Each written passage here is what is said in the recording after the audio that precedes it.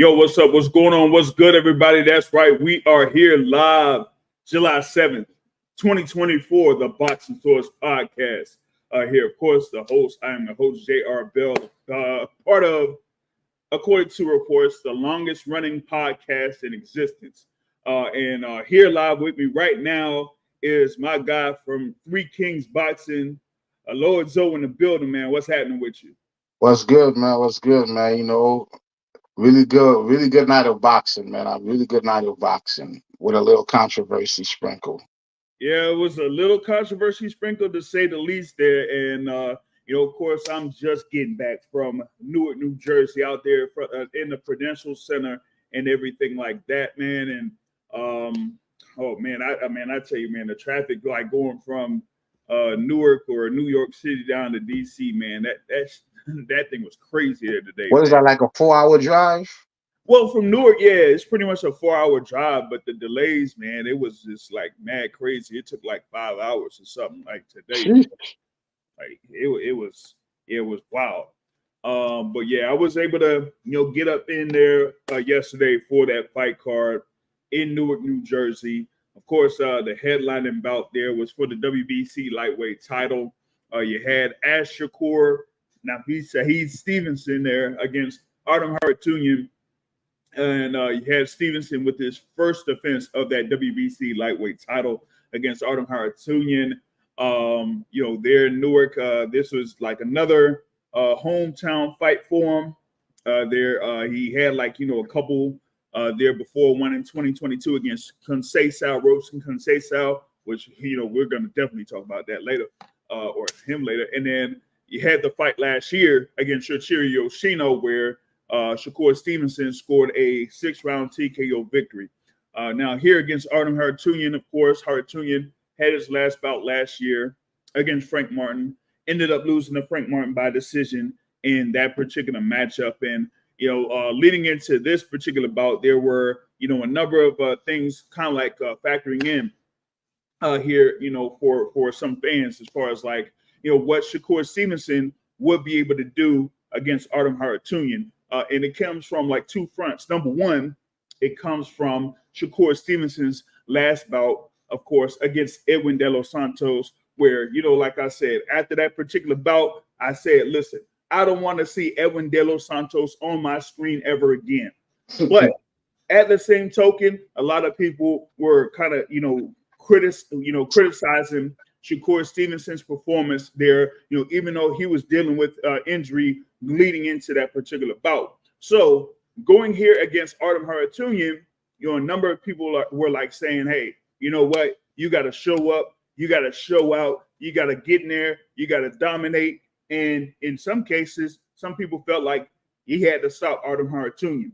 And on that note too, some people were talking about, remember, Shakur Stevenson last November was supposed to, or people thought that he was going to face Frank Martin in that defense or that for the fight for, at the time, the vacant WBC lightweight title. And it didn't necessarily happen that way. So that's why you had Edwin De Los Santos there over in Las Vegas for that particular bout in November for Formula One weekend. But now, here we are. You have a common opponent in Artem Harutyunyan, and Harutyunyan's there. He's of course had the majority of his fights over in Germany, right? And that last bout that he had in Las Vegas, that was like his first bout in the States. And in this one here, he was talking about he didn't necessarily have that much as far as like sparring and all that type of stuff, of course, being based in Germany. So if he had to like get that type of work in, he would have had to travel somewhere else or had to travel to the States to try to get that work. So here against Stevenson, it's like, okay, is he going to, have a different type of performance against Stevenson that he had against Frank Martin? And well, we've seen in this particular bout that, okay, there are a number of fight fans, at least there in attendance, that had expectations there for Shakur Stevenson, particularly with his last bout that he had there at the Prudential Center. He ended up stopping Shuichiro Yoshino. But with Harutyunyan, there it was like, hey, he didn't necessarily, have that type of thing where he was, I would say like fold or whatever it is. And he kind of like gave Shakur Stevenson a little bit of work here and there, nothing to really put Shakur Stevenson in that much danger. But, for some, they felt like Shakur Stevenson had opportunities to, show that he could have, really, dominated or tried to end up stopping Artem Harutyunyan. But it was more of, as some say, a very economical, reserved Shakur Stevenson there in this particular bout, through the 12 rounds. Real quick shout out to those that joining in the chat here already. Real Prison Talk with Tommy. He says, had Shakur employed the jab more as his corner asked him to, he would have stopped Artem. He says he has a B+ performance for Shakur Stevenson. Now, that was really interesting there as I was, on the way back. I was able to, listen to the ESPN telecast for this particular bout. And of course, a lot of people were talking about, the back and forth talk with Shakur Stevenson and his trainer, his grandfather, Wally Moses, particularly in the 10th and 11th rounds there, because, at that particular time, at least, for me, they're live, pretty much from like round 8 and round 9, you started to see some fans that were there start to, head toward the exits. And then like in round 10 and 11, even more of them did that, So it wasn't like, they had a thing where they were kind of happy or satisfied with what was going on there in the ring. You know what I'm saying? So I felt like, it was a very economical performance there at the very least. They're live with Shakur Stevenson. There were a couple of moments there where it looked like he was, turning it up.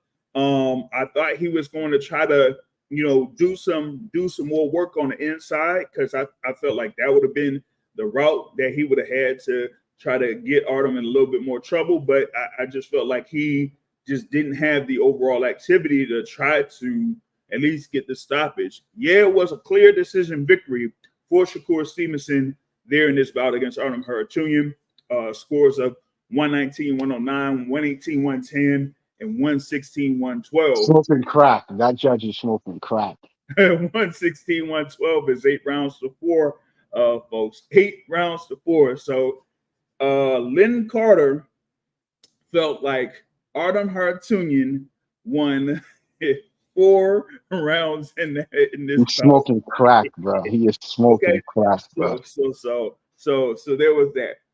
But a number of people were looking like, hey, he was going to dominate. He's going to show people, that he should be up there as, one of the more elite fighters in the sport of boxing, and that he was going to, go ahead and go in for the stoppage.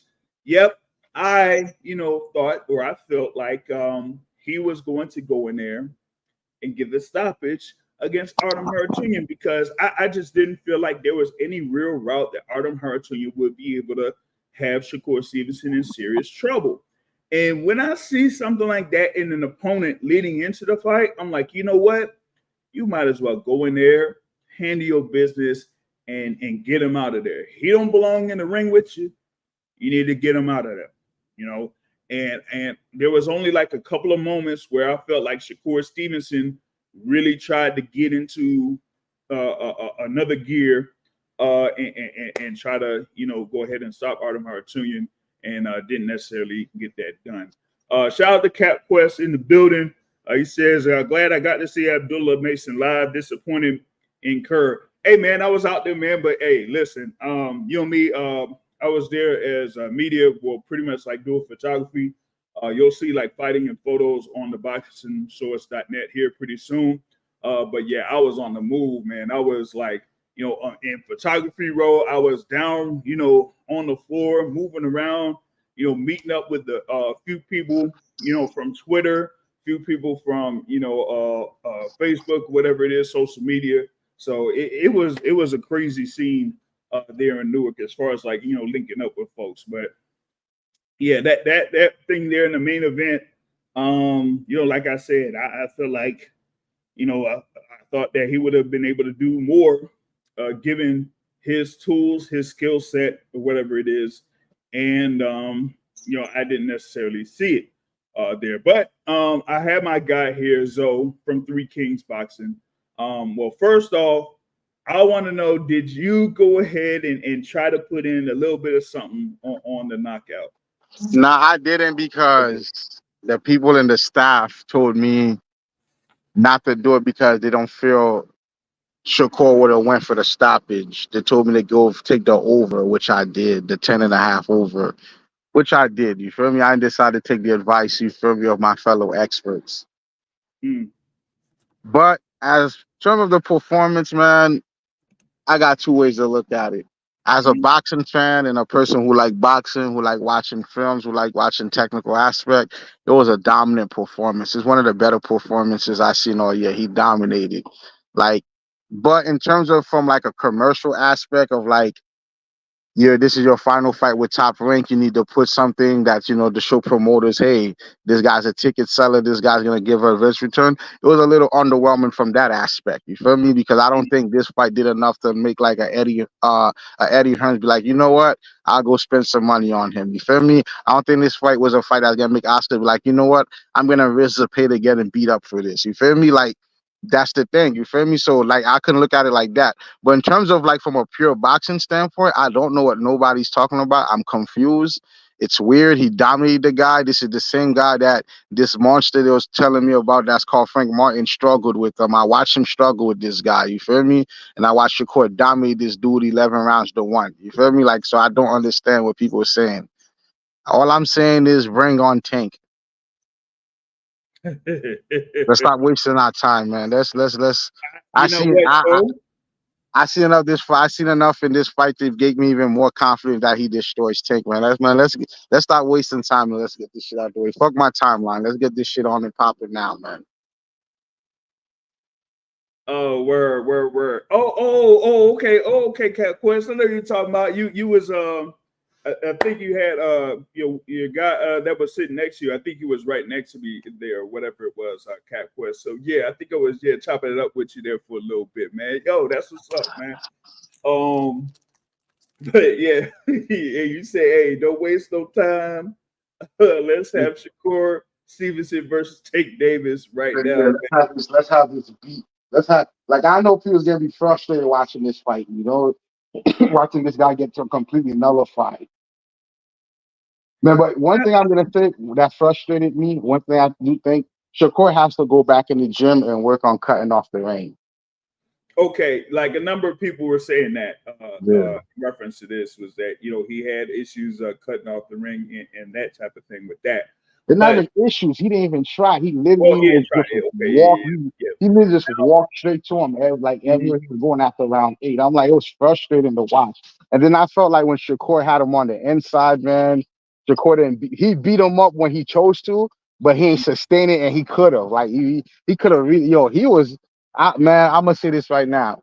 You can't tell me somebody at 135, 140, and shit, maybe Boots. But outside of that, who's better than Tank and then Shakur on the inside, man?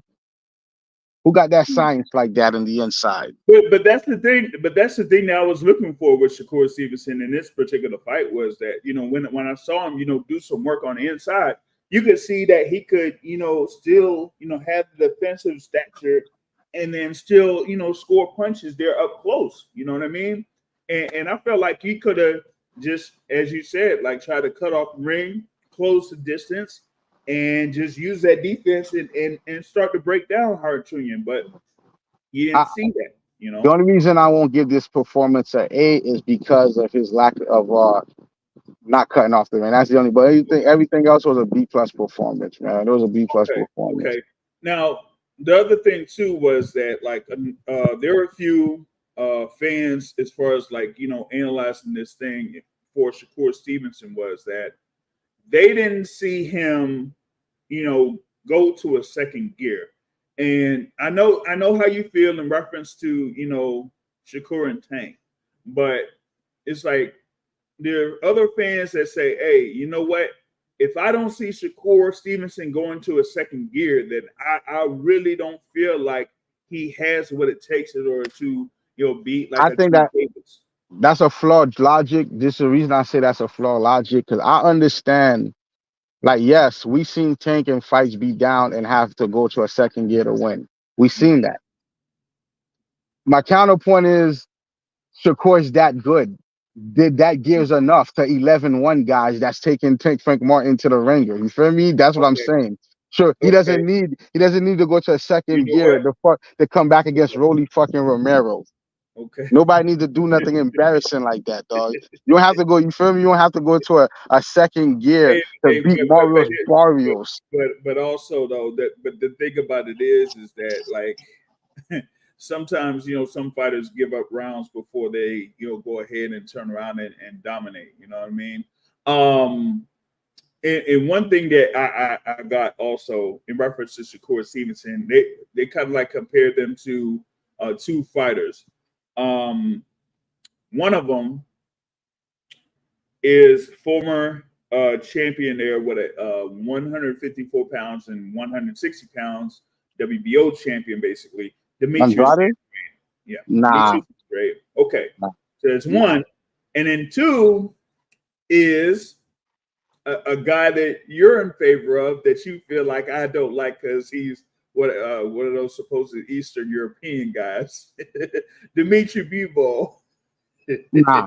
Now, I mean, I think mentality wise, I can see what people mean Bevo mentality wise because Bevo, you can see in Bevo fight that there's so much more he can do if he wants to. You can see that in Bevo, and so I get what they mean mentality wise because you see Shakur, there's way much more he can do in there. You can see it. You feel me? Even though, but the things with these two guys, they're not losing. Nobody's doing anything to make them go to that second gear. You feel me? Nobody's making them go.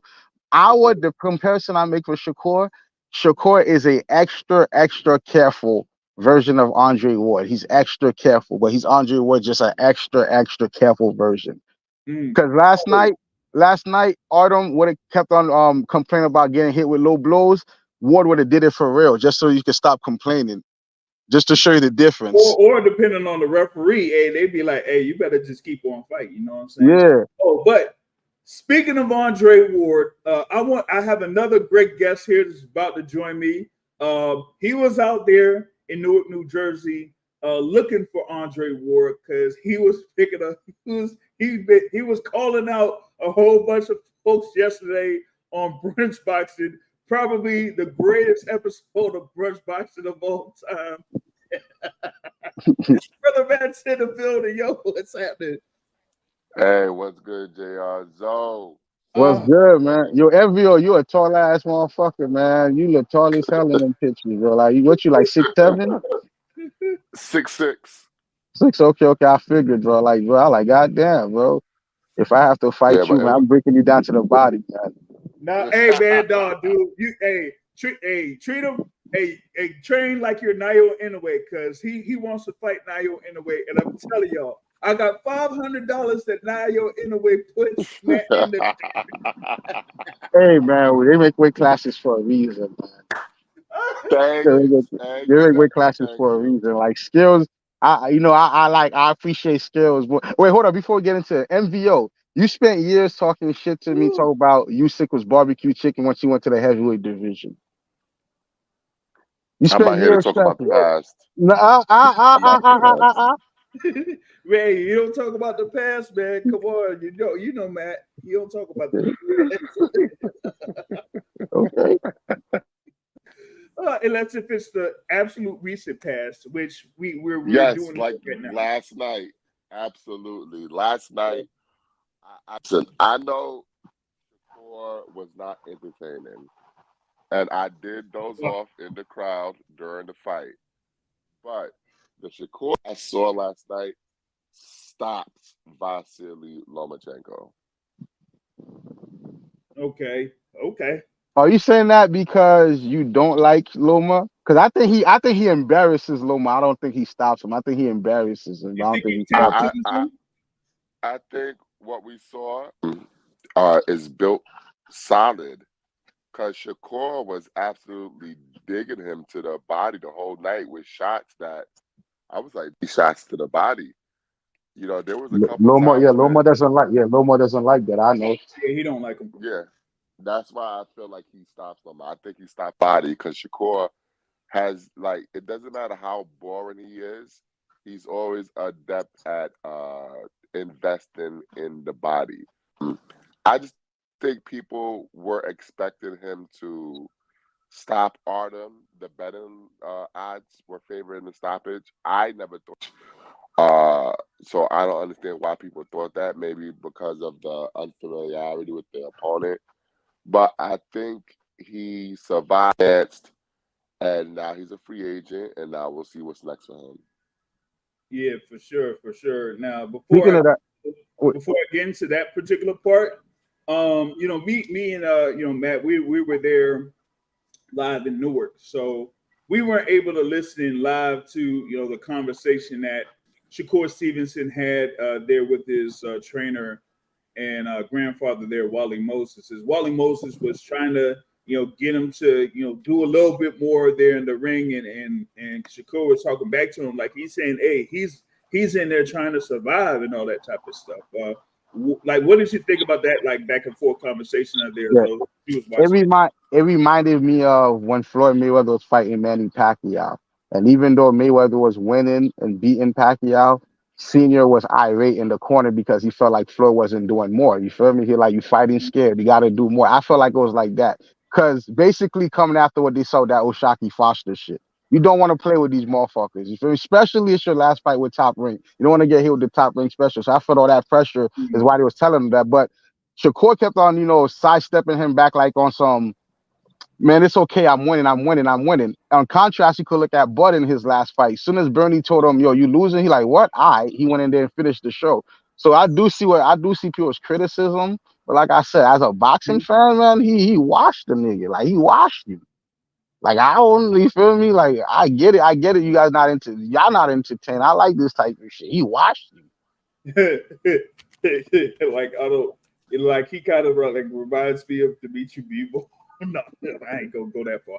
Hey, Matt, were you able to like watch it back, or you didn't even care to do that shit? Why would I? Come on. Why would I watch it? Come on. Why would I watch it back? Come on, I'm trying to have like a detailed, as much as a detailed analysis of the No, fighters. listen. What I saw last night was what I already knew. I saw the best defensive fight at 135.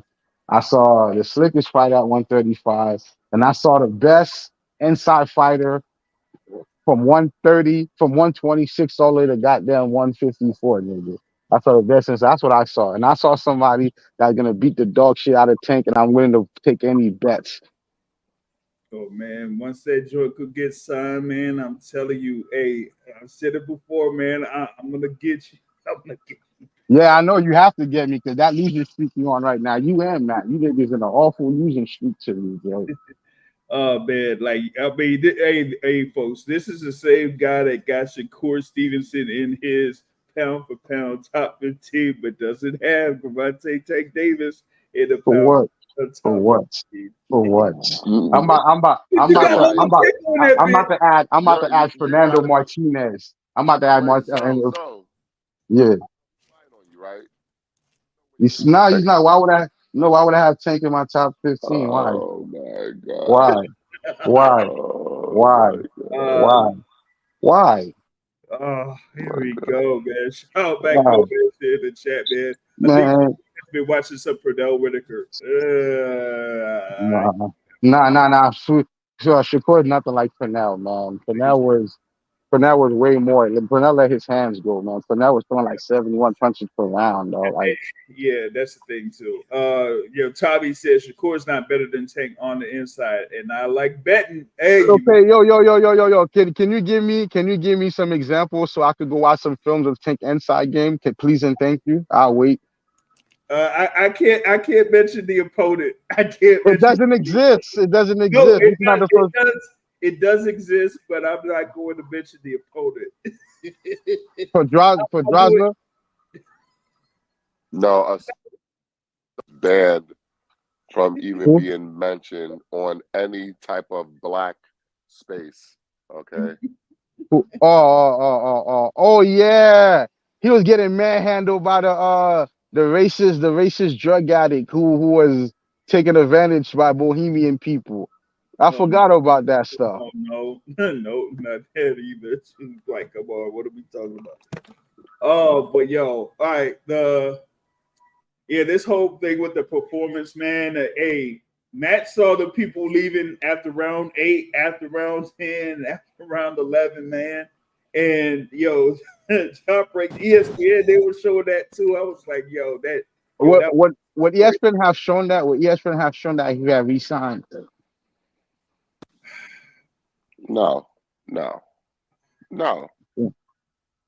And unfortunately, Well, you because know of the that answer to performance, that. yeah, unfortunately because of that performance from a commercial standpoint, you're probably gonna have to go back to Top Rank.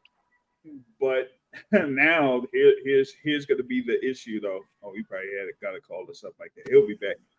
The issue though is now they had like some reports out there that Shakur was offered, what was it, up to a 5-fight deal with about 3 Yeah, million guaranteed per fight, and he turned it down to explore free agency.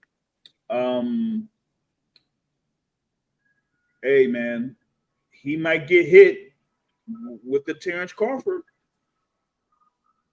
He might yeah. get hit with the Terrence I think, Crawford. I think he My made the fault, right my phone decision had turning died. down That that offer. was What'd you say, Yeah, Matt? I think he definitely made the right decision, not Mm. taking that offer because one tank fight he can equal that. So Well, why yeah, would he take he could equal that. Yeah. a 5-year, a 5-fight, $15 million deal when you can make all that with one tank fight? You know, to do you see me, the Tank fight in the horizon? yeah, oh yeah, How oh yeah, far? 100%. I would say that he fights Tank uh before the summer of 2025. And then here's my next question. After Tank get humiliated, does he retire or does he just continue fighting Uh, because he has star power? hey, listen. I don't like to fight fights on paper. I like to see him in the ring. I Is this just want to is see this the your two way of guys in the saying you ring. conceded ever debate of ever betting me ever again because your bad track record? Is this your way of conceding that? No, no, I'm just saying let's get it signed first, and let's see what happens Hmm. in due course. In due course, but I just think with the free agency thing, he'll have plenty of suitors. Uh, you know, everyone's gonna say, yeah, he's boring. Whatever. Listen, I yesterday's fight was the first Shakur fight I've seen in 4 years. Okay, because I just don't watch him because it's not my style of fighter. Hmm. But we have to be honest. When it comes to the sport of boxing, he actually generates more revenue than a lot of the guys in boxing. It's just the top tier guys he doesn't generate. Like he's not going to be a Tank or a Canelo Hmm. or a Joshua That's or Fury. Yeah, Spence or Crawford, yeah. that type of thing. But he makes money. It's not like Mhm. he's fucking William Zepeda or something, or one of these fighters that you need to subsidize. He actually brings fans to him. Who was it? Goddamn. Uh, who am I thinking about? There was a former unified champion at 140 that fights over in California. Oh, Um, you talking about Jose Ramirez. yeah, oh Jose Ramirez. Yeah, yeah. yeah. He's not like So Jose Ramirez, man. Like, yeah, yo. Shakur actually does generate money, and he does generate eyeballs. So to think that he's gonna have trouble uh, getting a good deal from another promoter, I think is just is stupid to even think that he's gonna do just fine. I would like him sign with the PBC, but I have a sneaking suspicion that he's gonna sign with Mayweather. And we'll see. We'll go from there. Yeah, yeah. I had that suspicion too. Even though like I really don't have much of an idea of like how they will be able to set up Shakur Stevenson, to an eventual fight with Tank Davis. But I think if they're able to, if they have enough backing to, give Shakur Stevenson, like say for example, for his first fight, he could go up against Dennis Berinchek, and they could say, hey, you know what? It's Dennis Berinchek. We don't have to pay that much money to secure Dennis Berinchek, so we'll be able to host a fight with Shakur Stevenson and Dennis Berinchek and get that going for the unification. And then once Shakur Stevenson wins that, then they set up, undisputed or whatever it is with Tank Davis, and there you go. You make a little bit here, with the Berinchek fight, and then you make more than the $15 million that you were, offered for the Tank fight. You feel me? Yeah, absolutely. Now, And then after you beat Tank and become undisputed, you go up to 140, watch Devin, and then go beat up Boots in a catchweight super fight and retire happily ever after. oh my God. Yeah, y'all gotta stop. Y'all gotta stop. Y'all gotta stop doing this with me, because every time I say something that sounds crazy, But it comes to pass. you're saying that Shakur Stevenson beats Boots Ennis. Come on. Yeah, man. It's a boxing match, man. It's a boxing match, bro. What are we doing? It's a boxing match, man. It's a boxing match, but he might get hurt. Now, let me ask you a question, JR. From your perspective, where did you rate Shakur's performance last night, and how do you think he did? Well, better than the Edwin De Los Santos fight for sure. But a little bit below his performances against Valdez and Conceicao. My thing is, he has that moniker of being the guy that's, the most efficient fighter when it comes to offense and defense, plus minus, as they say in basketball or whatever it is. And he kind of like showed that here in elements against Hartunian. But I feel like if you're gonna be considered like one of those guys, then you got to be able to show like, hey, you know what? This dude should not even belong in the ring with me, right? And we didn't necessarily see that here in this main event. And I'll get to it a little bit later, but there were like a couple of fights that were on the ESPN card where two fighters kind of like showed that their opponents should not have been in the ring with them. And Shakur Stevenson just, while he had, that wide decision win over Artem Hartunian, I was like, yo, he should have been able to put like hurting of sorts there against Hartunian. If, they feel like, he's top of the line, whatever it is there. Who's that, man? Who got the phone blowing up? Oh, okay, it's Zoe again, of course. Yeah, that he's top of the line and everything like that, So yeah, I didn't necessarily see it, and like I said, I had him there with about like number 7 in the pound for pound list. Of course, I'm still slipping when it comes to the pound for pound list, man. I should have been updated it by now, but yeah, you got him at number 7 currently, and after this performance there, like I'm like. Does he stay there? Does he go up? Like, man, I don't know. So that well, he's not on my top 10. So, see, you got him out of your top 10. You know what I'm saying? So there's that, man. Malcolm Gomez says solving Shakur Stevenson is like solving a Rubik's Cube.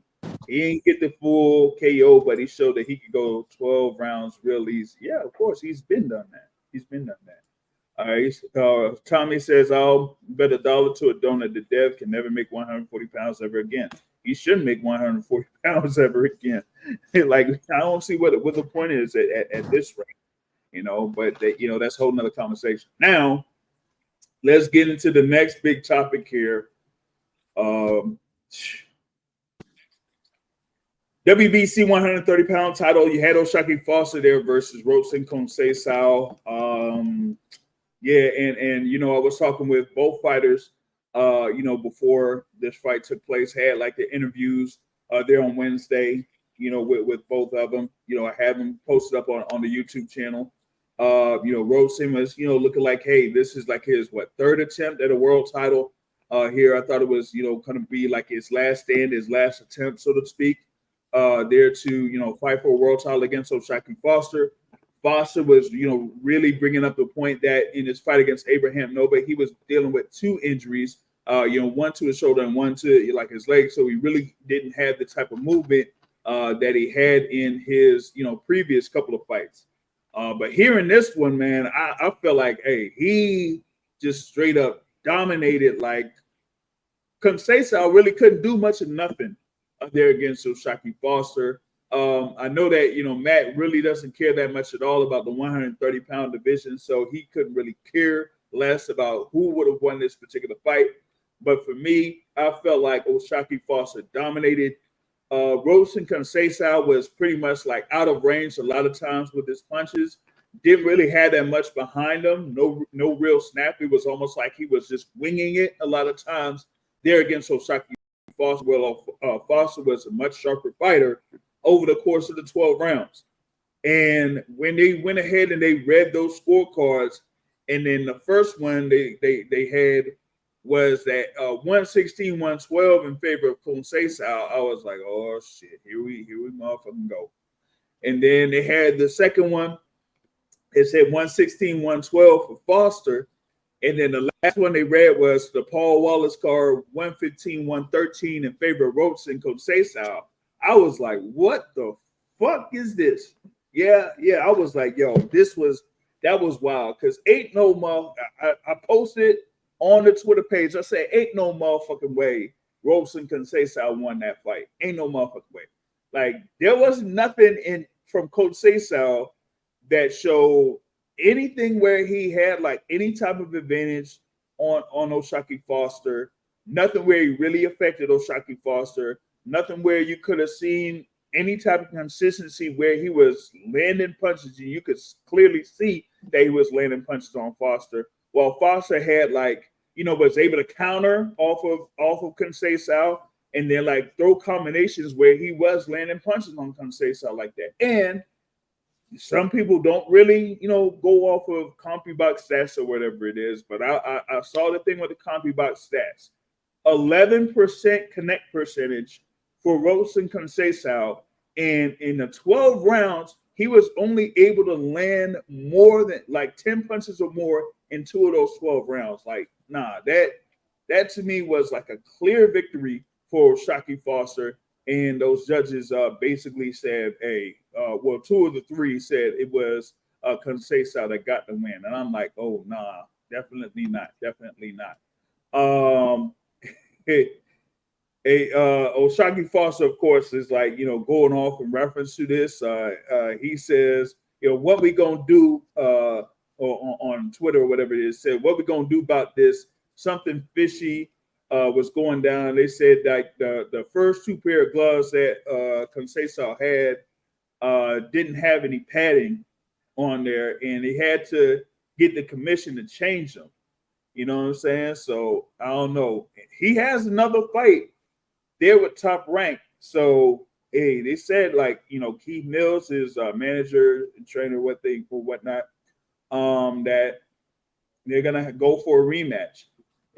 Cat Quiz says Coach Kenny said that Robson won. Yeah, I'm sorry, man. I'm gonna have to disagree with Coach Kenny on that. Now let me ask you a question, JR. All right. Now, CompuBox, right? Mm-hmm. Who knows what really lands?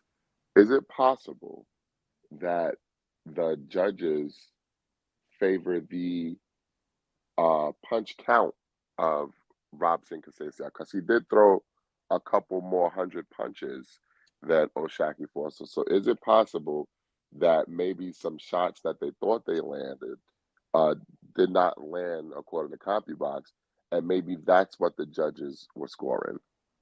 Possibly. And I'm going to say that because when I did watch that tail end or that last part, like I was able to go to the last part of the fight and when they were going to the thing for the scorecards, they had mentioned that, I don't know if it was like all of the judges, but at least like a couple of them. I may be familiar with Ron McNair, but Tony Lundy and Paul Wallace, I'm not all too familiar with when it comes to, judging championship fights. But they said like, a couple of them only like had been involved in like maybe 3 or 4 championship level fights, so that may have been a factor there, and that maybe they were watching it and just seeing that, the punch output was what they kind of scored instead of, actual what was effective there. Because, hey, like you said, I mean, you were there live, I was there live, I saw it there from overhead, and I'm like, I see a number of these punches not landing. I'm seeing Conceicao out of range on multiple occasions, and that it was, it was not effective at all. At least to me, it wasn't. You know what I'm saying? So that's why I felt like it was, Foster's there to win like easily. I felt it was like easy. Yeah. My guy Ezra at Bunch Boxing, he did a live round by round scoring of the fight, and he didn't give Conceicao a round. Hey, you had what was it? Mark Kriegel there that only gave Conceicao 1 round. There was like one other person there that said that they gave Conceicao the fight because of the activity, but it's like saying, hey, I mean, effective aggression, like that's the thing. It's like, was what Robson Conceicao doing effective there against O'Shaquie Foster? And I was like, no, it didn't get O'Shaquie Foster off his game. It didn't get him off his square. None of that. You know what I'm saying? And yeah, I just felt like it was, an instance where they could have just went ahead. And to me, I just didn't understand why they would go ahead and get Conceicao, that particular decision there in that instance. Let me see. I'm gonna go. I'll go to the rankings real quick. I don't know if the WBC had recently updated them, but they had Conceicao there ranked at number 1. So I don't know if they had named Conceicao as the mandatory. I don't know, but yeah, Foster is really pushing for this thing to be rematched because I don't see anywhere close for Robson Conceicao winning anything more than like 1 or 2 rounds, if that. But is it possible that O'Shaquie Foster's style is not very judge friendly when it comes to winning rounds? And I ask this because we saw the struggles in his previous fight that he just had where he claims he was injured. And I don't know if you remember, but the fight he had in Mexico. Oh no, I watched. I watched Rocky Hernandez. I watched his last 4 fights. Unlike you, he was also, but he was also behind on the scorecards in that fight, if I'm not mistaken. No, man, they were playing in the heights over there in Mexico, man. Come on. But how many times are we going to say he got robbed? Maybe it's just his style is not judge friendly.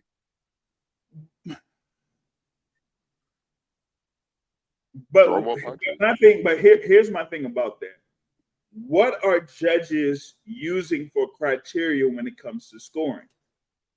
That's where I'm at. I don't know if they have like a thing where judges like kind of go through, like you got to go through training like you do at a job or something like that. You go through training as a judge, and these judges probably that have had all this type of experience would kind of tell them, okay, this is what you look for round by round by round.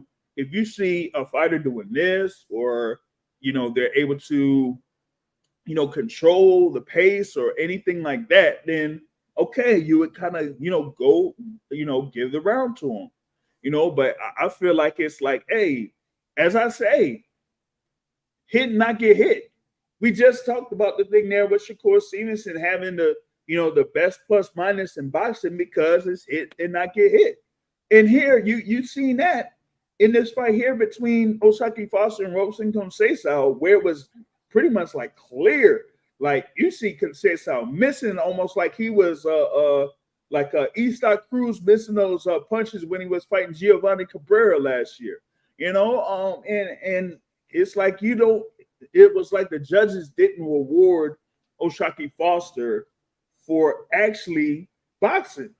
Like it is, that's pretty much what it was there. You know what I'm saying? A shout out to Terrell the 5 in the building. He has his thoughts there on Shakur there. Just so I go through that real quick. He said he'll like Shakur. He said just see him from how he acts from his past fake Mayweather cry the Olympics. That wasn't sincere. I was like, oh, also though, I thought that was wild that he would put Twitterson on his trunks. That like, what are we doing here, man? Like, come on. Why are you kind of like playing to the crowd or the critics, so to speak, or whatever it is, in that particular aspect, instead of just going in there and handling business? You feel me? You know why he did that? Because he probably thought he was going to get a knockout too. So he was trolling. He had the Lomachenko t-shirt. He had the Twitterson because he thought he was going to get a knockout and then be able to talk his shit. Unfortunately, it did not go the way he expected. So now it just looks corny and silly in hindsight. Yeah. Lou Peterson, man, my guy light skin Lou, man. What's going on with you, man? Y'all hit up light skin Lou over here on YouTube as well, man. That's my guy here in the area, yo. Cat Quest says, hey, the fighters should be allowed to pick the judges. That would be something there, boy. And the judges right now, exactly what they're looking for when they score. Yeah. Like that's the thing. It's like there's no universal, I guess, criteria of how judges should score rounds or something like that. So hey, that's what it is with that. But that's what I got, at least for now, in reference to that particular fight. I think there's still going to be some fallout from that for sure. And I'm trying to, I did talk with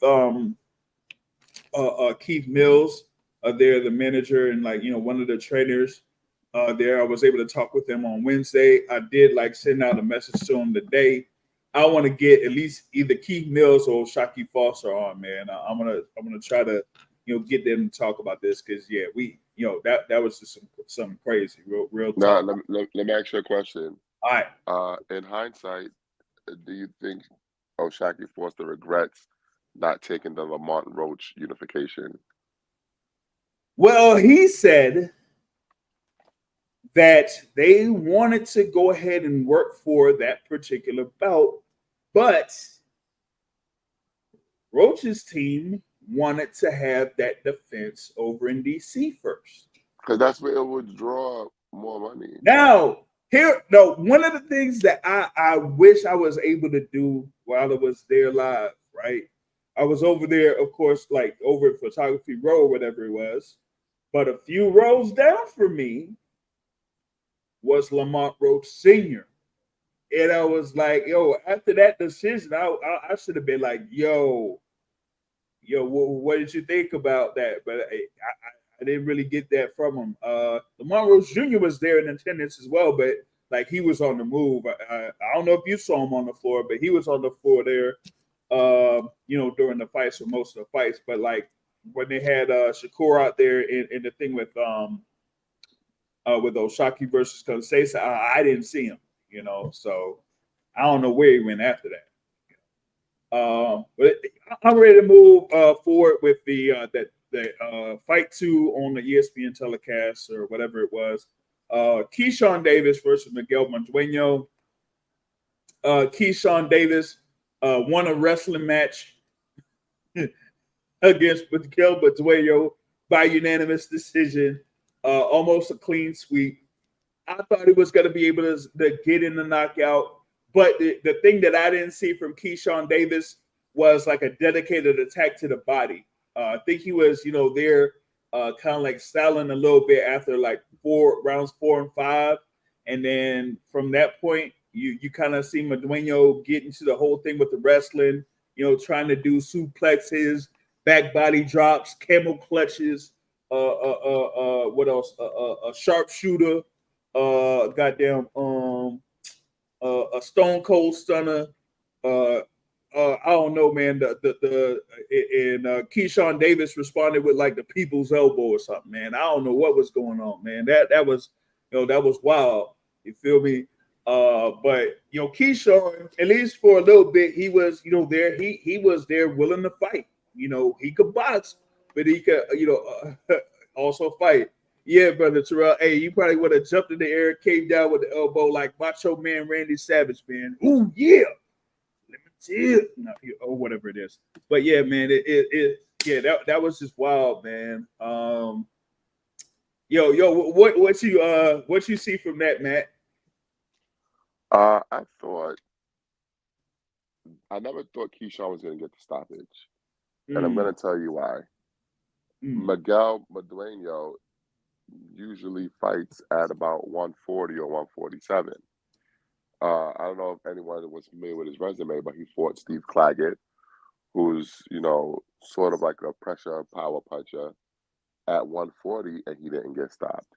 So why would Keyshawn Davis, who does not have top shelf power, or he has some pop, but he doesn't have a lot of power, why would he stop him at 135? So I never thought he was going to get the stoppage.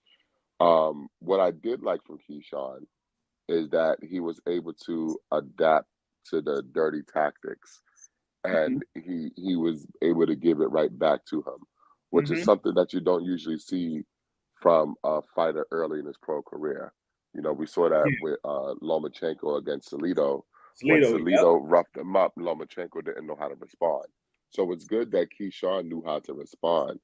I do uh, I do think Keyshawn took more punches than he should have. He was not as sharp defensively as I was expecting. But Mm. maybe Keyshawn's just one of those fighters who does a lot of things well, but he doesn't have an elite skill.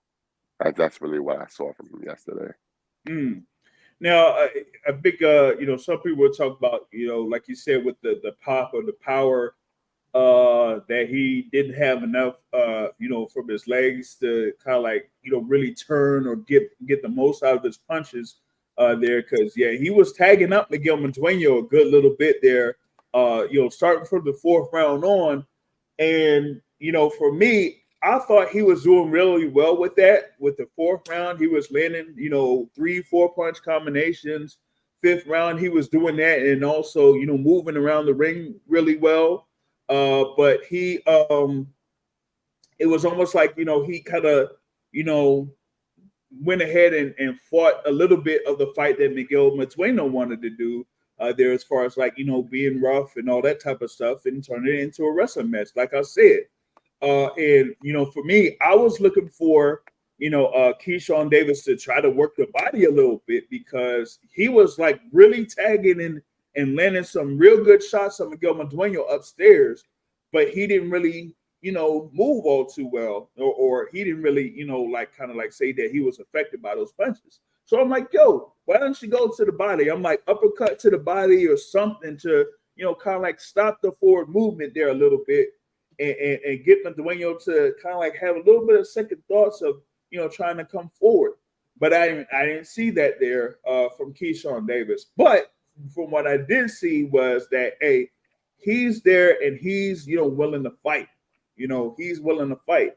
So if you want to box, he said, hey, you know what? I want to box. I could box. If you willing to scrap, I'm willing to scrap. It's just that like you said, what could potentially happen if he gets in there with someone that has like that a good amount of pop behind their punch, and could really like get with them as far as like speed is concerned. How would Keyshawn be able to respond? And the thing about it is with Keyshawn, he's up there, ranked high in the WBC, the IBF, and the WBO. And I'm like, yo, you see what he does here? He beat Miguel Madueno, who was ranked number 6 in the WBO. So now what's next? I'm saying, hey, I want the fight that I've wanted there at top rank at lightweight for a while, and that's Keyshawn Davis versus Raymond Murataya. We'll see what happens with Ray Murataya here coming up as he goes up there, man, and what he faces Tevin Farmer, right? So if he gets by that fight there with Tevin Farmer, we gotta have this thing here with Keyshawn Davis and Ray Murtaugh. But who knows? Because I think Matt, we had a conversation there with who was the brother there that was with Top Rank, and I think he said like they probably line up something else there for Keyshawn. What is it about September or October over in New York?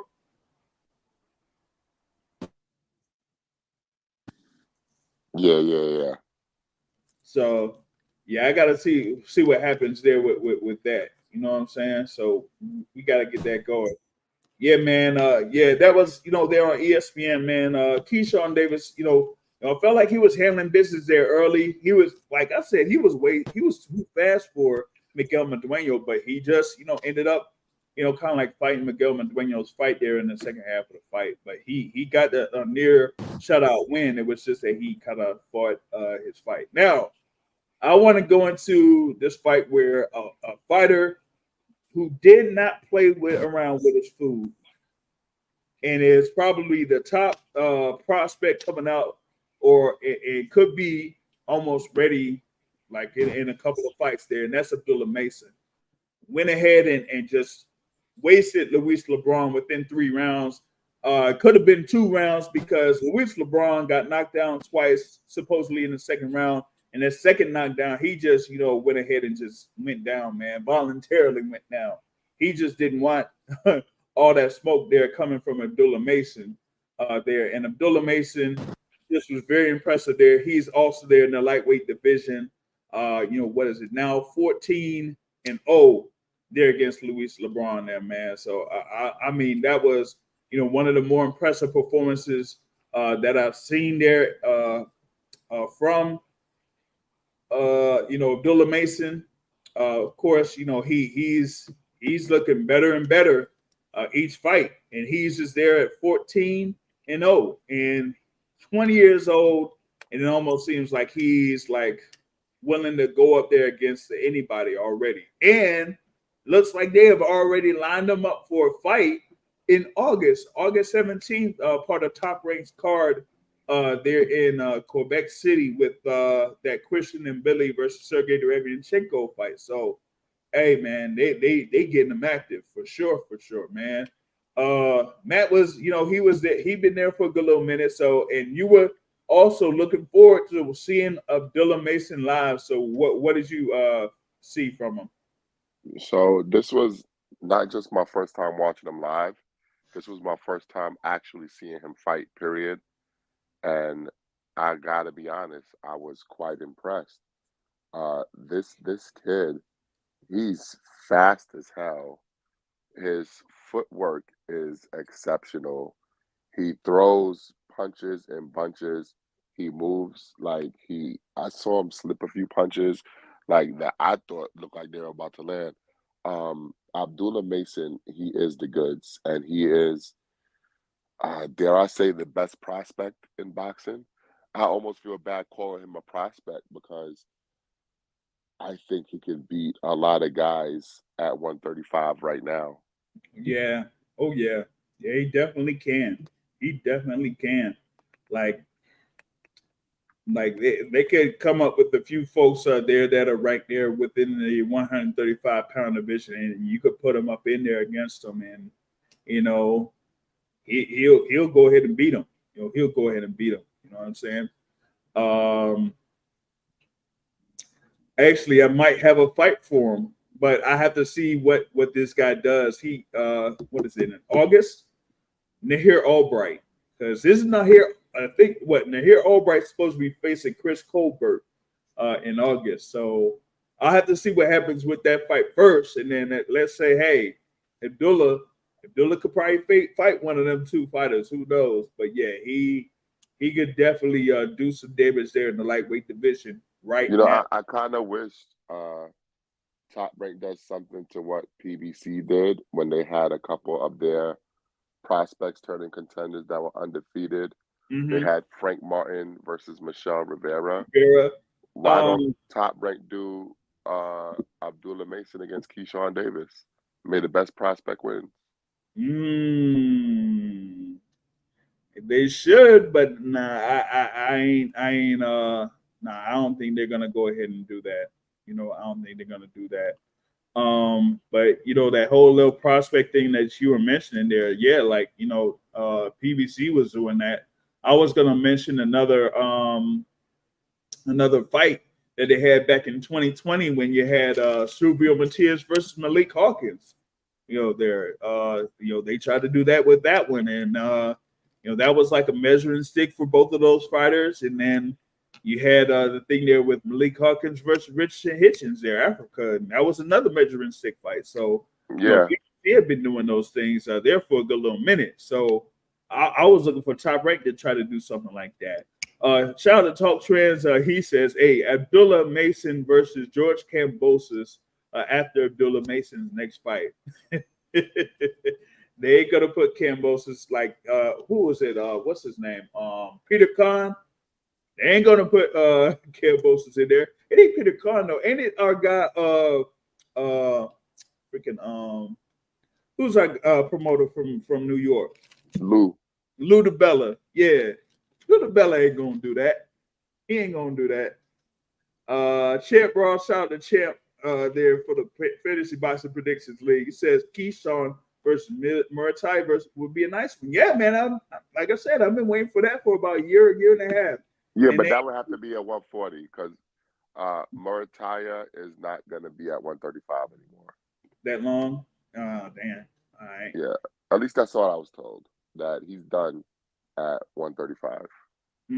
Yeah, we'll see on that, man. After this particular fight here against Seven Farmer, so yeah, that kind of like nixes my hopes as far as like that fight between Murtai and Keyshawn Davis there, man. So, oh well, it is what it is on that. Yeah, man. On Top Rank, yeah, you got Vargas. He's another prospect who. What was it? A couple weeks ago, he was on that Teofimo Lopez card, and they gave him they pretty much like gave him a freebie, so to speak, with a guy that was 9-8. I'm like, come on, man, what are we doing? I don't know, man. Some guys they just feed these guys and just have them get these easy wins. I don't know what it is, man. So Matt, like how long were you out there at the Prudential Center? What was like the first fight that you saw? What you got in there? I saw the Kelvin Davis versus Kevin Johnson. Oh, the fight. Kevin Johnson. Okay, yeah. The only fight I missed was the heavyweight fight. Yeah, the first fight. Yeah. So you got in there the same time that pretty much I did. Yeah. Yeah. So you were looking for what would happen with that one there. What was it? Yeah, Kevin Johnson. It just looked like he was there to kind of, just make things difficult, man. It almost didn't seem like he was really fighting to win, but he wasn't fighting to like kind of, really get either like knocked out or whatever it is, something like that. Yeah, but interestingly enough, a lot of people had him winning the fight though. Interesting. Live. I mean, I didn't really quite feel like he was there to get that he got the win live. I just feel like it was a better performance there by Kelvin Davis over the course of 8 rounds. Maybe like 5 rounds to 3, so to speak. But one of the judges had it like 4 rounds to 4. But I feel like it was Kelvin Davis that just had a little bit more of a better performance there against Kevin Johnson. Although Kevin Johnson did catch Kelvin Davis a couple times there a little bit, Yeah, I personally thought that Kelvin Davis won the fight, but on to the next one. Yeah, on to the next one. We'll see how they bring up Kelvin Davis here. He's currently there in the welterweight division, so we'll see how that goes with that one, man. Yeah, we saw the debut there of Keith Cologne, like international champion there against Hunter Tuberville, who had that loss to Kermel Moton earlier in his career. But Keith Cologne was able to dispatch him within 2 rounds, so he got himself a good performance in that one. William Foster pretty much got like beat up by Erickson Garcia over the course of 10 rounds. Yo, I'm gonna be honest. I didn't think that fight was 10 rounds. Yeah, that. I thought it was 8. I'm like, wait a minute. This fight is 10 rounds. Yeah, I honestly, I thought the fight would never end. I thought so too, man. At least at first, I thought Erickson Garcia was, getting the best of William Foster. He had like Foster out of range. He was countering him. He was piecing him up there a little bit. And then, William Foster had like a couple of moments. And then I was like, wait a minute. This thing is 10 rounds. So I was like, oh no. I was ready to get some food right then, but I was like, yo, this thing is gonna go to full 10 rounds. I was like, oh no. That was crazy. That was wild. That was wild, man. But that's the full card out there in Newark, man. Big shout out to brother back there for being there live. Man, we were able to see Tut. Tut was out there, man. My guy Ty was out there, in the building. Of course, Jabel there, YSM Sports Media was in the building. He had, our guy King P was out there covering too, also. So it was overall a good experience. Matt could barely see Lisa Leslie there in attendance. That was funny. I did see Clarissa Shields though. Yeah, he did see baby. Clarissa Shields, and he was able to ask a couple questions to Clarissa Shields. Y'all go ahead and check that out on Brunch Boxing through social media, out there. So that was definitely something there for Clarissa Shields, because she definitely had a lot of attention there around her after the fight card was done. So that was good there overall. Next up, what is it? You had the whole thing like we mentioned there in reference to Shakur Stevenson. You had like another fight that took place within the lightweight division there that involved William Zepeda there against Giovanni Cabrera. That was going on during the Oshaki Foster Robson Conceicao fight, and I was hitting up Matt. I was like, "Hey, man, you might see if you could go ahead and check out the William Zepeda Cabrera fight while this thing was going down. If he had his own on the phone or whatever it is." And then I was like, I looked at it, and I'm like, round 3, Zepeda like lands a couple of shots to the body of Cabrera and puts Cabrera down, and then the referee starts the fight, and I'm like, oh, that fight done already. I was like, oh shoot. I was like, man, Zepeda didn't really, waste that much time at all there with Giovanni Cabrera. So he's still there undefeated in the lightweight division. Of course, he's rated number 1 pretty much all across the board on all 4 sanctioning bodies there. So I'm like, you know what? Either he's going to have, a fight against one of these guys, whether it's Shakur Stevenson or maybe Dennis Berinchik, or, he has, I guess, another stay busy fight. But he really wants to go ahead and have a world title shot next. And, some people are saying, hey, maybe it could be Shakur Stevenson, depending on what the decision is going to be for Shakur. So, that remains to be seen. But, what do you think might happen there with William Zepeda next, Matt? Oh, he was he ended up getting chopped off or something like that. He said disconnected there. I don't know if he's able to get back or whatever it is there. Shout out to Matt Gomez in the building. He says Zepeda is a smaller version of David Benavidez. They're both good when you stand still. That's an interesting comment right there. That part. They look real good when you have an opponent that's they're right in front of them. But let's see how, at least here with Zepeda. Let's see how Zepeda does when he goes up against someone that can move around the ring or whatever it is, or has like some type of good speed there in either like a Shakur Stevenson or a Vasyl Lomachenko or somebody like that. Also, some people kind of like brought up Williams Zepeda against Gervonta Tank Davis. So I don't know. Like, there's been some people that kind of mentioned that. Let's see. Matt's back here with us, man.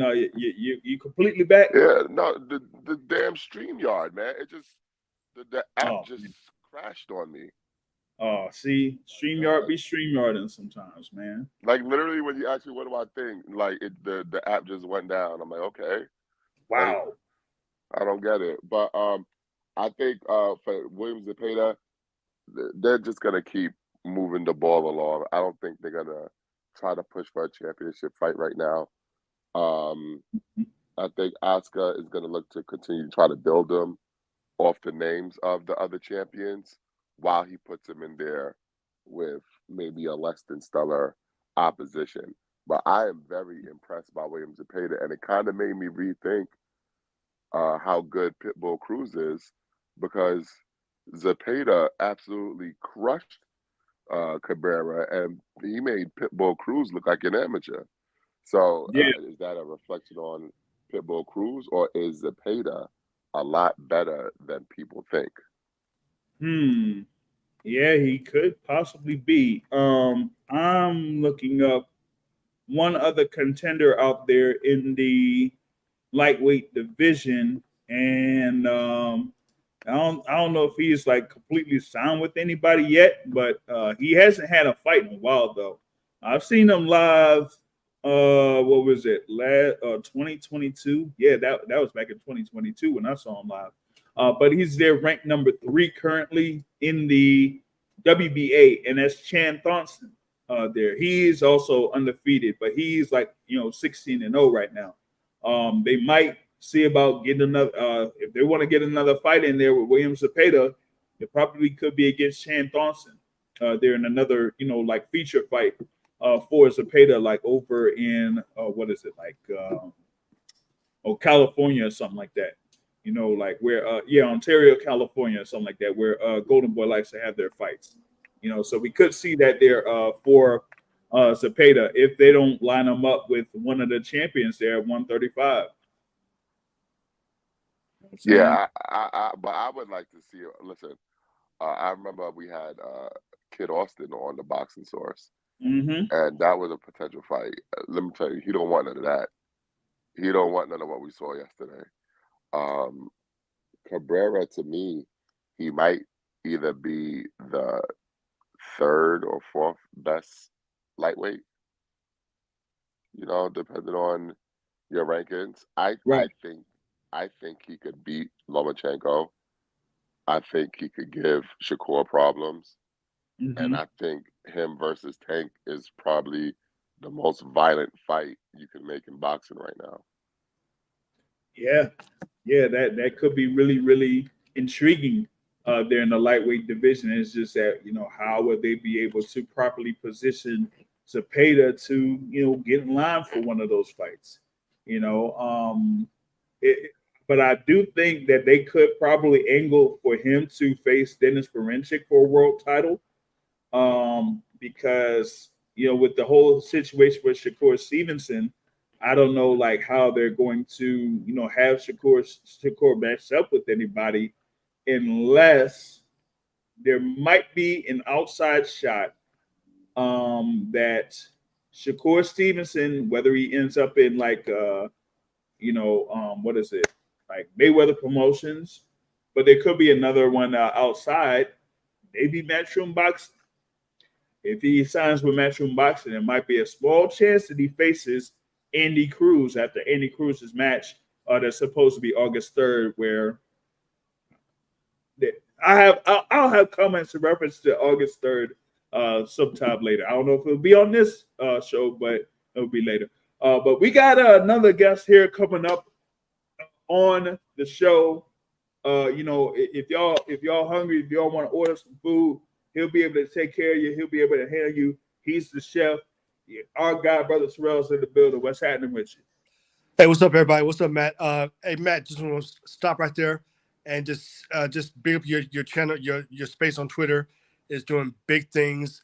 Saw the Clarissa video the other day, and just it's been a good space and a relevant space in boxing, and I mean that, no jokes, right there. So, and just seeing you out there on the ground doing all the work, meeting all the people across the country, and uniting people on the sport called boxing. So keep doing the great work, man. Definitely.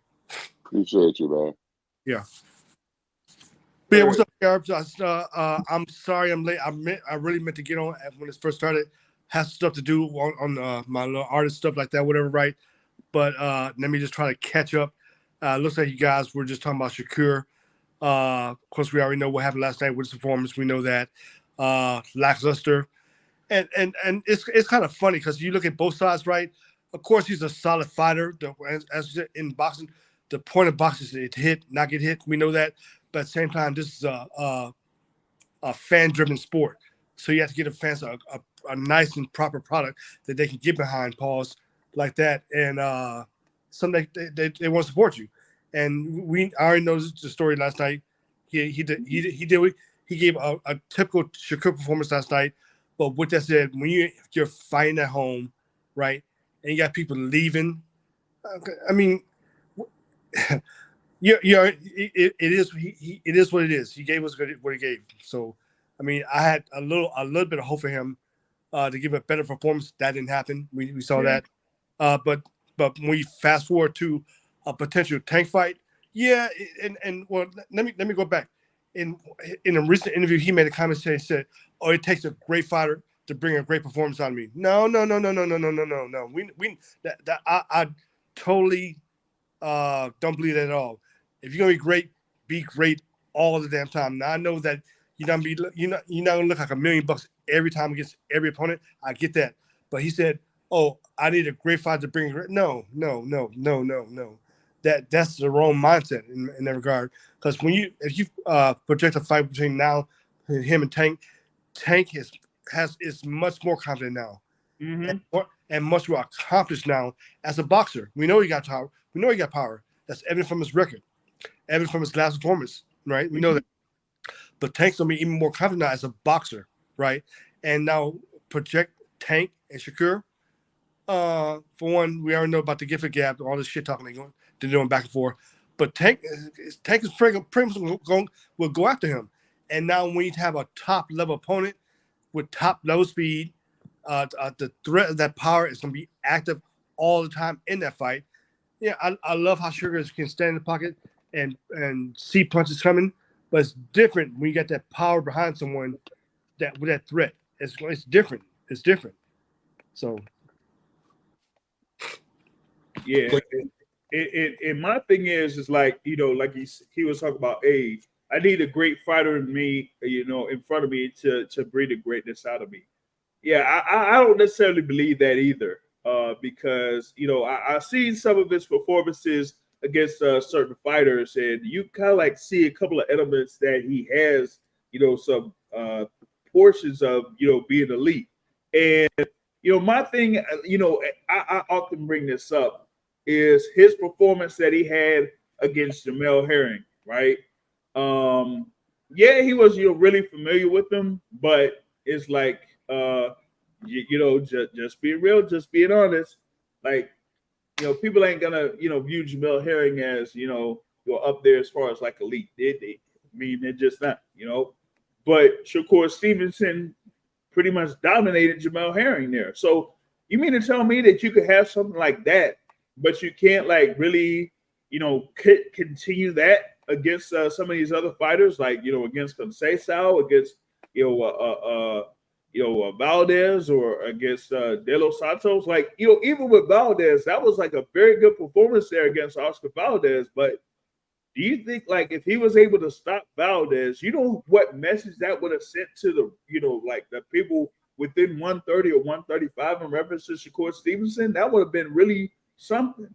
But he just doesn't have, like I said earlier, he just really doesn't have that second gear. And going by off of what Matt usually says here in some of these cases, like he ain't no killer, So he don't go to that second gear. He doesn't, step it up a notch and get these guys out of there. And with that, you got to have something, that type of element there against Tank Davis.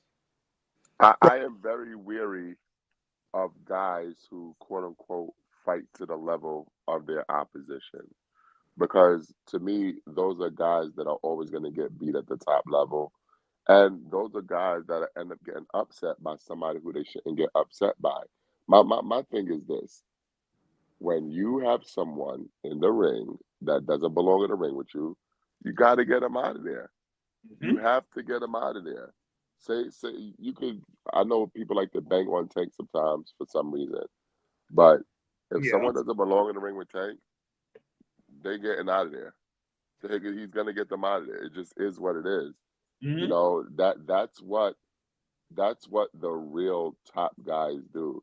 You think if Michael Jordan saw some bum standing across from him guarding him, that he's not gonna bust his ass, he's not gonna go hard to let him know you shouldn't even be around me? Like it takes a certain type of dedication for the elite athletes to perform in every situation. And maybe Shakur is just one of those guys who just doesn't have the mental fortitude to perform under any circumstances. Mm. And going off of that, point of those guys that shouldn't be in the ring with you, you kind of get them out of there. I brought it up here earlier when it came to the pound for pound rankings. Currently, as I have it up there, with Shakur Stevenson ranked at number 7. A number of the fighters that are above them, when they have guys that aren't supposed to be in the ring with them, they got them out of there. Basically, with the exception of maybe I don't know, like one, maybe, but even with that, like that particular person is in the division where he had come up to like the top of the top, going up against fighters much bigger than him, and he's still able to get those wins. But when you see like someone like Shakur Stevenson facing these guys, like a Conceicao or De Los Santos or a Hartunian, and he's supposed to be viewed as an elite fighter, like you shouldn't even be playing around with these guys. Yeah, like imagine if Inoue would have went 12 with Das Marinas and Dipadon and those Yeah, guys that he was fighting. Like, come on. yeah. Well, just look back to last week. Teofimo had a 12-round fight against a rugged guy. Now, he didn't get a stoppage. We know that. But he dominated the guy. There was no doubt on his performance. And on top of that, he threw more punches than he's ever done in any fight, right? So he didn't get the knockout, but there's no doubt about how he and what level he's at. No doubt. Last night, we just need more. Need more. And it's a perfect opportunity for him to make a statement. And that statement kind of went lifeless in that point.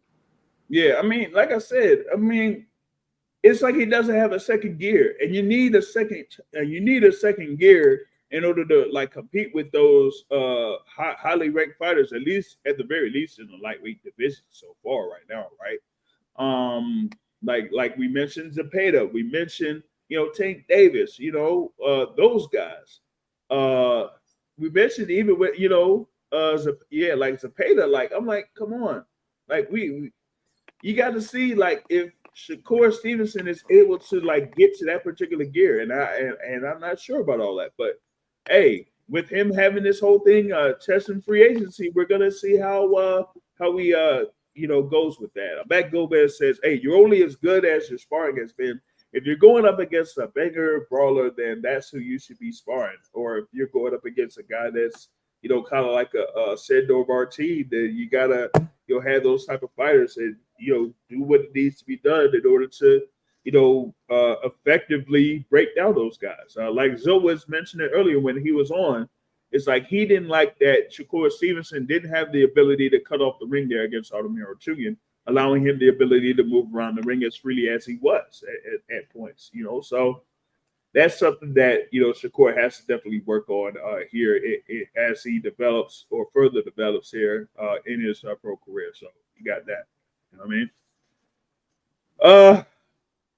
I think I had about a few minutes left. I want to get into my guy Matt. Like I was mentioning before, he did have, of course, one of the best, probably the greatest episodes of Brush Boxing of all time. he had a supposed hit list. Eventually, like you got to go ahead and check out, the full podcast. Later on, I might go ahead and post the snippet there where he had a hit list. But two of those people that were or were not on the hit list will be involved in a fight card next week over in Philadelphia, and that's going to be a great, very interesting card there in Philadelphia, headlined by Boots Ennis there versus. Oh man, it's gonna be great, man. Evasion. So we got to see what Boots Ennis does here against Evasion, as he was supposed to be facing Cody Crowley, but Cody Crowley they couldn't clear for his injury or whatever it is. So they have David Evasion as the opponent there for Jerome Boots Ennis for his first defense of the IBF welterweight title.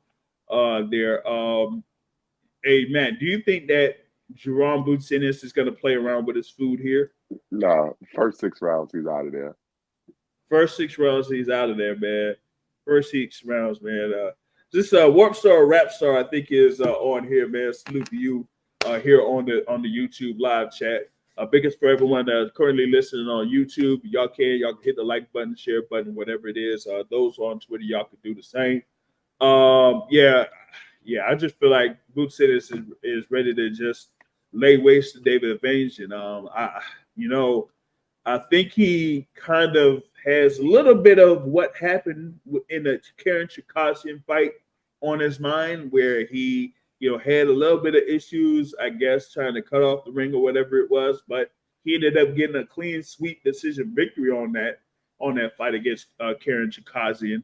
And then you have a fight against Roman Villa where, of course, Villa was like there right in front of him. So he could, go ahead and, showcase his skills, move around, kind of like be in a pocket, catch some, do catch and shoot, and that type of thing there against Roman Villa, and then eventually stop him. And then now he has this fight here against David Evasion. Of course, Evasion had the bout with Terrence Crawford in 2022, and then had one 6-rounder fight last year. So yeah, this one, like you said, about 6 rounds, you gotta go ahead and get him out of there. Matt Gomez says, "Hey man, guys, it has to be Boots Ennis versus Virgil Ortiz. Hey, we've been looking for that fight at welterweight. Didn't necessarily happen. Virgil Ortiz is currently at 154. I don't know how long he's going to be at 154, so we'll see. You know what I'm saying? So we'll see about that. I don't know. I don't know about that particular thing there, man. I'll have to look that one up. Warstar. So I'll have to look that one up because that particular fighter there at welterweight, Jalil Hackett, is supposed to be on this card. He will be on this card in Philadelphia there against Pete Dobson. I had a couple of videos there with Jalil Hackett in his media workout that happened on Friday. So that's the thing, man.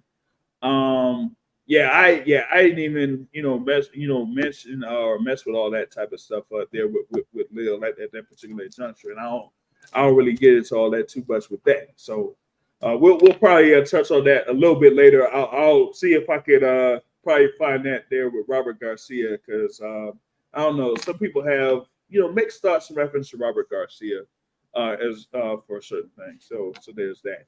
But Matt, what's your thoughts about this upcoming card? Because you plan on attending that thing there in Philadelphia as well. I hope it's a good card, and by good card, I hope there's a lot of knockouts. I think it's set up almost like a showcase card.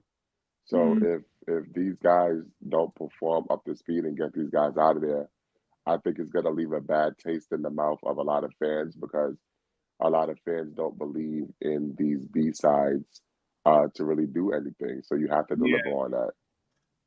Yeah. I mean, we got like another, what was it? Henry LeBron there versus Christopher Diaz. It's on the card. Khalil Cole in against Manuel Gallegos. Yeah, that should be, quick or whatever it is. We got Ismail Muhammad against Frank Brown. I guess that's part of this whole thing there. Wait a minute. Hold on, yo. Hey, if y'all can go ahead and go on BoxRec and look up the thing for the fight card. All you got to do is look up Gerard Boots Ennis there, and then just click on the thing there where it has for David Evasion. Click on event, and then you'll see Ismail Muhammad on the card. If you click on Ismail Muhammad's profile, just go ahead and look at the picture that they posted on there for Ismail Muhammad. I can't believe that they did that. That's wild. You know what I'm saying? He says, when the new Undisputed for PS5 drops, I challenge you. Man, I got that thing on PC, man. I don't know, man. I don't know. I'll think about it if I do it for PS5, because if I go ahead and drop money on the PS5, I'll get Undisputed and then I'll get the NCAA. Because that's why I don't really do console games that much no more, because when I was, usually do it, I only got like about 2 or 3 games almost every year, and it'd be the same damn games every year. So that's why I kind of like stopped. I was like, I don't buy like, 5, 10, 15 games and nothing like that. I just pay the same thing almost every single year, whether it's like NBA Live or NCAA football or goddamn Street Fighter 4, 5, and 6 or whatever. Yeah. So I just got bored with it, But I don't know, man. I'll consider dropping something for a PS5 though. You feel me? But yeah, that's the pretty much the gist of that card. I'm just looking forward to the Boots Ennis, David Evasion there, and Jaleel Hackett versus Pete Dobson. There have been a few, people kind of like interested in that. There's supposed to be like a WBA version, a Continental Americas title. It is not the international title. He said Continental Americas, and then I say international. Nah, it's the Continental Americas joint that they're gonna have there for Jaleel Major Hackett versus Pete Dobson. So he's gonna look to get up there in the ranks in the WBA at welterweight. If he goes ahead and gets the win there, but I don't think if he goes ahead and gets this win. Hey, I talked with his dad there. Coach Bernard Hackett. He's also been with Coach Calvin Ford and Coach Kenny Ellis since he's been about 8 years old. They're bringing him up a little bit slow, so they ain't gonna have this particular fight and then jump him right in there against one of those experienced guys out there in the welterweight division next. Nah, they ain't gonna quite do that. So if he goes ahead and gets this win, we're gonna see Jaleel Hackett build his record up a little bit more here as the year goes on and stuff like that. Because he's only there. This is his 9th professional fight. So going up against Pete Dobson already is hey, Dobson had his first loss to Conor Ben there. What was it a few months ago? Back in February. So this is gonna be something. That's what I'm looking for. So that's what I got in reference to all of that. Any closing thoughts from either one of y'all there? Before I roll out. No, I can't wait to review the show tomorrow morning. I'll definitely check it out on the way to work. So can't wait to see what you guys talked about. No, I think you pretty much covered everything, man. I'm just looking forward to a great performance from Boots. And I'm happy with the great performance from Abdullah Mason yesterday, man. I think we have a potential star in the making in boxing. Yeah. It was one interesting comment that was on Twitter there with someone saying it made a post. I think it was when I had made an original thing in reference to Shakur Stevenson's performance, and someone had actually went on there and they said, "Hey, Abdullah Mason is a person that we thought Shakur Stevenson was." I was like, "Whoa!" I was like, "Wait a minute, that was wild. That was wild." But hey, People are really liking Abdullah Mason here so far. So, hey, like I said, he's going to be right back at it. I think that's going to be August 17th over in Quebec City, Quebec, I think it is. So we'll be able to see more of them here real soon. But that's what I got. That's all I got here. The July 7th version of the Boxing Source podcast. Like I said before, if y'all care, hit the like button, hit the share button. We really appreciate it here on the Boxing Source. Big thanks to Matt of Brunch Boxing. Of course, shout out to Brunch Boxing. Y'all go ahead and y'all hit that spaces up there. Hit that cash app. Hit the cash app for that.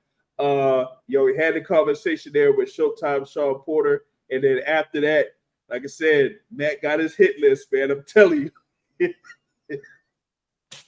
It was just great. It's just great. And big shout out to Brother Terrell, of course. One of the OGs here on the Boxing Source here. Chopping it up here with us.